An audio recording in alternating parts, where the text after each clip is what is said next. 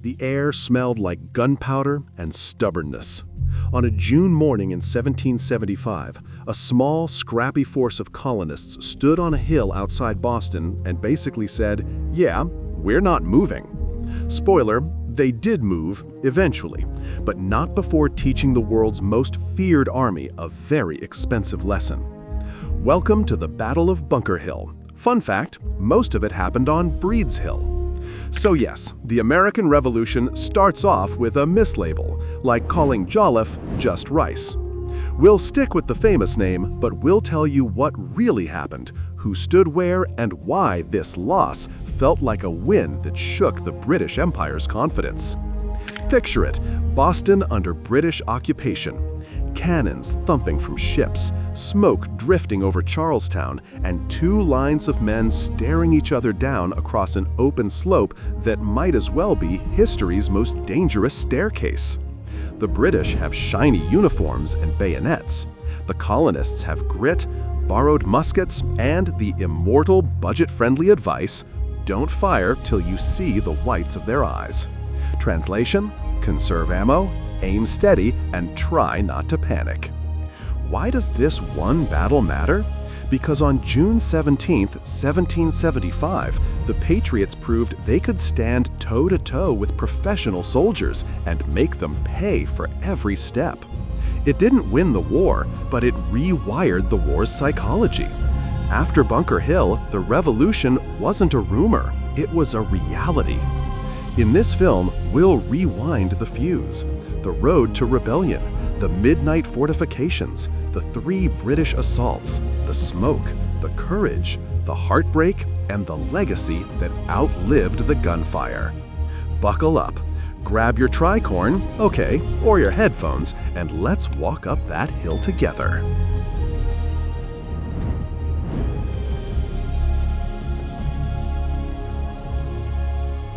Before the smoke of Bunker Hill clouded the sky, Boston was already a tinderbox. Imagine a city where every tavern hums with whispered plans, every redcoat patrol gets side-eyed, and every tax feels like a slap in the face. Welcome to 1775, where tea wasn't just a drink, it was an act of defiance. A couple of years earlier, the Boston Tea Party had turned the harbor into one giant kettle. The British response? The so-called intolerable acts, which, spoiler alert, lived up to the name. Ports closed, assemblies dissolved, soldiers quartered in private homes. The Crown probably thought, that'll teach those colonials a lesson. Instead, it just made everyone mad enough to polishing their muskets.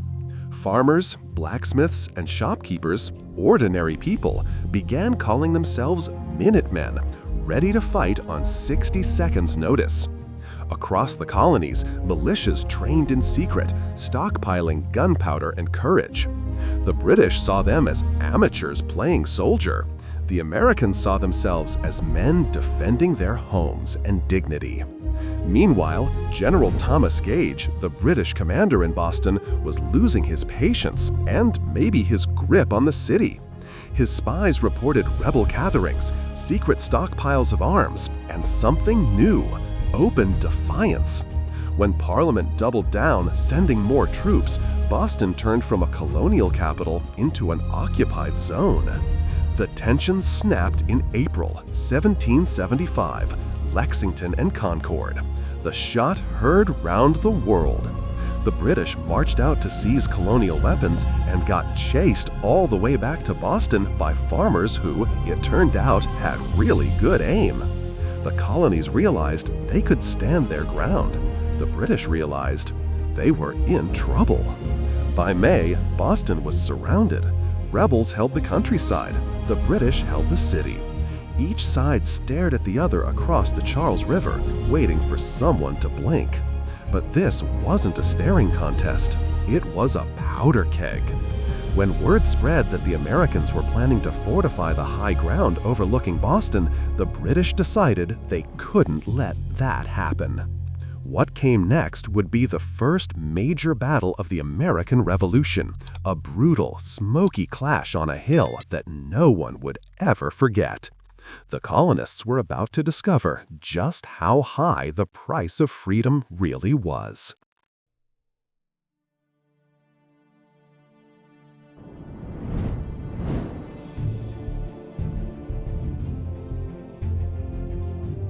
It's the night of June 16, 1775. The moon hangs low over Boston Harbor, the air thick with anticipation. On the northern edge of the city, across the Charles River, hundreds of colonial soldiers march silently toward two grassy hills, Bunker Hill and its smaller neighbor, Breed's Hill. Their mission? Fortify the heights before the British wake up. Now here's the kicker. The plan was actually to fortify Bunker Hill, but someone, we still don't know who, decided Breed's Hill was better. It's like showing up to build a treehouse and realizing halfway through you're in the neighbor's yard. Still, they start digging. Under the command of Colonel William Prescott, around 1,200 men, farmers, carpenters, and blacksmiths, worked through the night, cutting trenches, stacking earth, and praying the British Navy didn't notice the racket. By dawn, a rough fort, called a redoubt, stood atop Breed's Hill, facing the harbor like a defiant scar. And oh, the British noticed. When the sun rose, the view from their ships must have been like a bad dream. The rebels had built a fortress overnight, right where the cannons from Boston couldn't easily reach. General Thomas Gage's officers gathered on the waterfront, probably muttering, "You've got to be kidding me." Soon, the city buzzed. Civilians rushed to rooftops and church steeples to watch. Across the water, red-coated soldiers began to assemble, boats lining up along the shore, bayonets glinting in the sunlight. Inside the colonial fortifications, the militiamen loaded their muskets, wiped sweat from their brows, and waited. The first cannonballs screamed over the hill, kicking up dirt and terror. But the colonists held their ground. They didn't fire back. Not yet. Prescott paced behind the parapet, reminding them, "Don't fire till you see the whites of their eyes." Boston's fate, and perhaps the revolution itself, was about to be decided on this hill.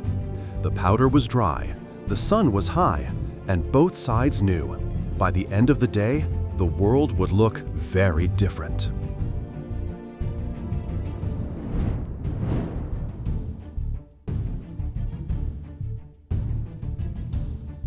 June 17, 1775. The sun climbs over Boston Harbor. The smell of salt, smoke, and sweat fills the air. Across the shimmering water, British soldiers in immaculate red coats prepare to launch one of the most infamous assaults of the American Revolution. On Breed's Hill, a ragtag army of farmers, blacksmiths, and dreamers clutch their muskets and pray. The British plan seems simple on paper. General William Howe and General Robert Pigot will lead roughly 2,200 soldiers in a frontal assault up the hill, sweep away the rebels, and reclaim the heights. Easy, right?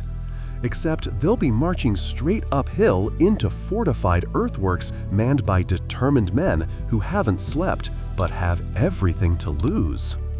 Over in Boston, civilians crowd rooftops and steeples to watch the spectacle. It's said that the church bells stopped ringing. Even the wind seemed to pause. The city watched as hundreds of British boats began to cross the river, their red uniforms glinting under the summer sun like waves of fire. On the hill, Colonel Prescott and his men look down in silence. Some chew on stale bread, others whisper prayers. They can see the British lines forming below, rows upon rows, drums beating in perfect rhythm. And then the first assault begins. British cannons roar from their ships, shaking the ground. Cannonballs whistle overhead, exploding dirt into the trenches. The colonists crouch low, their hearts pounding, their fingers trembling over triggers. As the red line begins its slow uphill march, the order is clear. Do not fire until you see the whites of their eyes. The British advance confidently, bayonets gleaming, drums pounding. But halfway up the slope, the air explodes. The colonists unleash a storm of musket fire, so precise, so deadly, that the British line collapses almost instantly. Soldiers tumble backward, officers fall, and the field becomes a sea of red and smoke. The first assault is shattered. General Howe watches in disbelief. He's fought in Europe, seen disciplined armies, but this was supposed to be easy. The colonists weren't supposed to fight like this. Determined not to lose face, the British regroup. Officers shout new orders, drums pound again. A second wave begins. This time, they try a wider flanking maneuver, coming from the side to break the defenses. But Prescott and his men are ready. Behind their earthen walls, they reload and wait. Sweat mixes with powder on their faces. The heat is unbearable. Their water is gone, their ammunition is running low. Yet, when the red line reaches the slope again, the colonists rise and fire another devastating volley. Once again, the British retreat. Onlookers in Boston gasp. The invincible army of the Crown has been thrown back twice by farmers with pitchforks and borrowed muskets. The colonists cheer, briefly. They know what's coming next. The British will not stop. General Howe decides to gamble everything. He orders a third assault, this time directly at the redoubt. Before advancing, he commands the village of Charleston to be burned to the ground to cover the troops' movements. Smoke from burning homes rolls across the battlefield. The heat, the stench, the screams, it's hell on earth. Through the haze, British lines move again, bayonets fixed. Inside the redoubt, Prescott's men dig in. But there's a problem. They're out of gunpowder. Each man has only a few rounds left. Some break open musket balls, some use nails, others pray. When the British finally surge up the slope, the colonists unleash their last volley. Then, silence. With bayonets flashing, the British charge into the redoubt. Hand-to-hand combat erupts, muskets swung like clubs, men grappling in the dirt, smoke choking every breath. Prescott reportedly fights with his sword until the very last second. Dr. Joseph Warren, one of the Revolution's early heroes, falls amid the chaos, shot while rallying his comrades. He dies a martyr, and his death sends shockwaves through the colonies.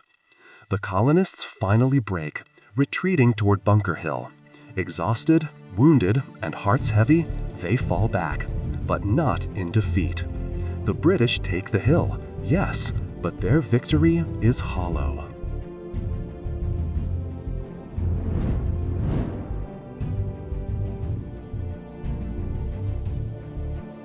When the smoke clears, the ground is soaked with blood. Over 1,000 British soldiers, nearly half of those who fought, are dead or wounded. Officers lie scattered across the slope. The colonists have lost about 400 men, but they've gained something priceless: respect. For the first time, the mighty British Empire had been forced to pay dearly for every inch of ground. The colonists may have retreated, but they had stood face to face with the greatest army in the world and survived. General Howe later admitted that the success was too dearly bought. Even King George would realize that this rebellion wasn't going to fade quietly. The battle had changed everything. What began as a single clash on a small hill outside Boston would echo through every colony, inspiring farmers, sailors, and merchants to take up arms. Bunker Hill proved a simple truth: freedom might be fragile, but it was worth fighting for.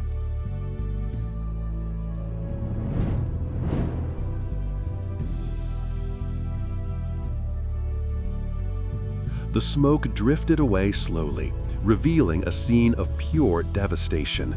The hill that had once been green and quiet now looked like something out of a nightmare. Charred grass, broken cannons, and hundreds of bodies scattered across the slope. Both sides had fought with unimaginable courage. Both had paid an unbearable price. The British technically won the Battle of Bunker Hill. They held the ground. The Union Jack fluttered where Colonial flags once stood. But beneath that flag, the field was carpeted with red. Out of roughly 2,200 British soldiers, over 1,000 were dead or wounded. Almost half their force gone in a single day. Entire companies wiped out. Officers, men of title and training, cut down by farmers and blacksmiths. General Clinton, one of the British commanders, summed it up bitterly. "A few more victories like this, and we shall be ruined." For the colonists, the hill was lost, but their spirits were not. Only around 400 patriots had been killed or captured, yet the psychological impact was enormous. Word of their bravery spread like wildfire through the colonies. From New Hampshire to Georgia, taverns erupted in cheers. If a bunch of volunteers could stand toe-to-toe with the British Army and make them bleed, maybe independence wasn't such a crazy dream after all. Meanwhile, the British officers realized something unsettling. These rebels weren't the undisciplined rabble they'd mocked in their reports. They fought smart, they fought hard, and worst of all, they believed in their cause. In the aftermath, the wounded filled Boston's churches and warehouses. Families searched for lost sons. Charlestown lay in ashes. The city itself mourned in silence. Even those loyal to the crown couldn't ignore the price of this victory. And among the dead was Dr. Joseph Warren, the respected patriot leader who had refused a command post, choosing instead to fight alongside ordinary men. His death turned him into a symbol, a reminder that freedom demanded sacrifice. When General George Washington heard of the battle while en route to take command of the Continental Army, he reportedly said, "The liberties of our country are safe." Because if this was what Americans could do without proper training or command, then with time, they could win it all. The Battle of Bunker Hill was over, but the war for America's soul had only just begun.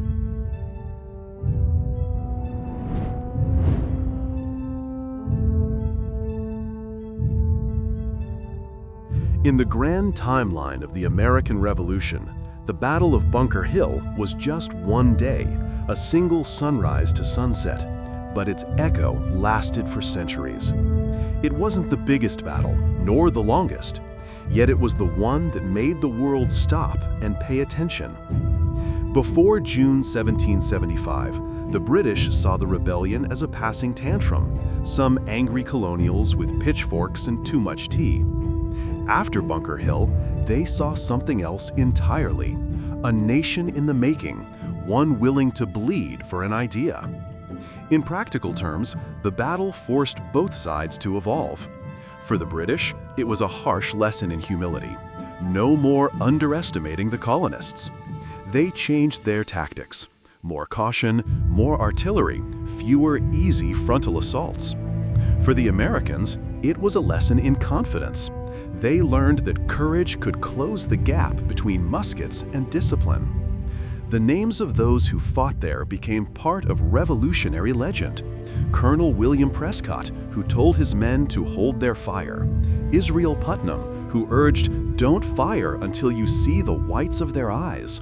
And Dr. Joseph Warren, whose death turned him into one of the first martyrs of liberty. Their bravery would be etched into the DNA of the revolution. In the years that followed, Bunker Hill became shorthand for defiance. Recruiters used it to rally volunteers. Artists painted it. Poets wrote about it. And soldiers, huddled around campfires later in the war, whispered about that first great stand, where they'd learned that the price of freedom was high, but not unreachable. Even today, the monument that rises over Charlestown stands as more than just a memorial. It's a promise carved in stone, a reminder that ordinary people, when united by conviction, can shake empires.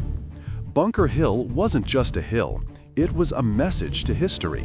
We may lose ground, but we'll never lose heart.